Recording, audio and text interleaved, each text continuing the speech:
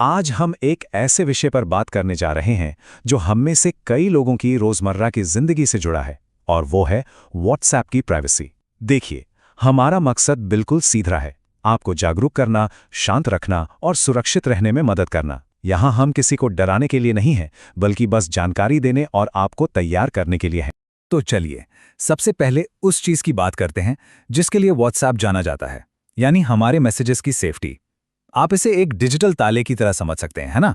एक ऐसा ताला जो हमारी बातचीत को बिल्कुल प्राइवेट रखता है। लेकिन यहाँ एक सवाल उठता है, उस ताले के बाहर जो जानकारी है उसका क्या? क्योंकि प्राइवेसी की जो पूरी कहानी है ना, वो सिर्फ मैसेज के अंदर क्या है वहीं पर खत्म नहीं हो जाती। तो इसे दो हिस्सों में समझते हैं। पहला हिस्सा है एन्क्रिप्टेड मैसेज, मतलब हमारी प्राइवेट बातें। व्हाट्सएप की जो end to end encryption technology है, वो इसी की बुनियाद है। ये टेक्नोलॉजी ये पक्का करती है कि जो भी बात हो रही है वो सिर्फ भेजने वाले और उससे पाने वाले के बीच ही रहे। इसे समझने का सबसे अच्छा तरीका है एक बंद लिफाफे के बारे में सोचना। जैसे एक चिट्ठी अंदर सील होती है, वैसे ही हमारे मैसेज भी। हर चैट के लिए एक यूनिक डिजिटल चाबी होती है, और वो चाबी सिर्फ भेजने वाले और पाने वाले के पास होती है।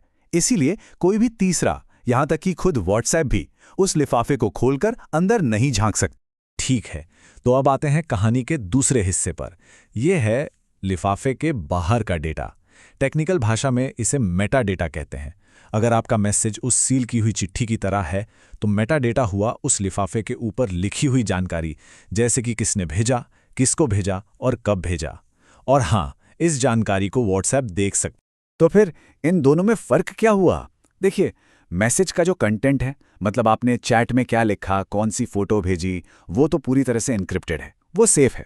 लेकिन मेटा डेटा वो जानकारी है जो व्हाट्सएप इकट्ठा करता है, जैसे कि आपने किससे बात की, कब की और कितनी देर तक की। तो सवाल यह है कि व्हाट्सएप असल में इकट्ठा क्या क्या करता है। चलिए देखते हैं। इसमें शामिल है आप किससे और कितनी बार बात करते हैं, आपके फ़ोन की जानकारी, जैसे कौन सा मॉडल है, कौन सा ऑपरेटिंग सिस्टम है, और तो और बैटरी कितनी बची है ये भी।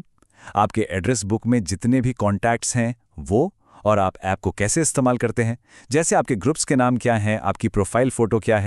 अब सबसे बड़ा सवाल, इस सारे डेटा का होता क्या है? ये इतना ज़रूरी क्यों है? इसका जवाब जुड़ा है व्हाट्सएप की पेरेंट कंपनी यानी मेटा से। आइए, इस पूरी प्रक्रिया को थोड़ा समझते हैं। आपको याद होगा 2021 में व्हाट्सएप ने अपनी प्राइवेसी पॉलिसी बदली थी। तो आज होता यह है कि हमारा ये मेटा डेटा, यानी हमारे ऐप इस्तेमाल करने का तरीका, मेटा के साथ शेयर किया जाता है। और इसका नतीजा, इस डेटा की मदद से फेसबुक और इंस्टाग्राम जैसे दूसरे प्लेटफॉर्म्स पर आपकी एक प्रोफाइल बनती है, ताकि आपको ज़्यादा सटीक विज्ञापन दिखाए जा सके। और ये बात समझनी बहुत ज़रूरी है। कोई आपका एक भी मैसेज नहीं पढ़ रहा है, लेकिन सिर्फ इस पैटर्न से ही किसी की आदतों, उनके रिश्तों और उनकी पसंद नापसंद के बारे में बहुत कुछ पता चल जाता है। ये एक तरह से हमारी एक डिजिटल परछाई बना देता है। अब ये सब सुनकर थोड़ी चिंता हो सकती है, यह स्वाभाविक है। लेकिन अच्छी बात यह है कि हम सब कुछ बस चुपचाप देखते नहीं रह सकते। जानकारी होना ही सबसे बड़ी ताकत है। तो चलिए अब देखते हैं कि हम अपनी प्राइवेसी पर थोड़ा कंट्रोल वापस कैसे पा सकते हैं। तो चलिए 4 बहुत ही ज़रूरी सेटिंग्स को एक एक करके देखते हैं। पहली चीज़, अपनी प्रोफाइल फोटो, अबाउट और लास्ट सीन को कॉन्टैक्ट्स ओनली पर सेट करें।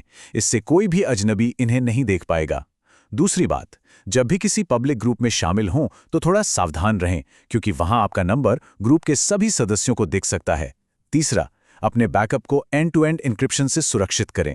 यह आपकी चैट हिस्ट्री को क्लाउड में भी सेफ रखता है। और आखिरी, चौथी बात, अगर प्राइवेसी आपके लिए वाकई एक बड़ी चिंता है, तो ऑटोमेटिक कॉन्टैक्ट अपलोड को बंद करने के बारे में सोच सकते हैं।